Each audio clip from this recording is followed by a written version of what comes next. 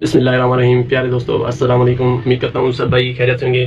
तो जो भाई हमारे यूट्यूब चैनल पर नए हैं तो उनसे गुजारिश है कि हमारे यूट्यूब चैनल को सब्सक्राइब कर दें और बेल आइकन को दबा दें ताकि हमारी नई वीडियोस आप तक पहुँच सके और आप हमारी वीडियो से फ़ायदा उठा सकें। तो चलिए हम बगैर टाइम वेस्ट किए अपनी वीडियो शुरू करते हैं। तो आपको दिखा देते हैं कि आज हम क्या चीज़ रिपेयर करने वाले हैं। ये आपके सामने एक स्पीकर पड़ा हुआ है, आप देख सकते हैं इसको।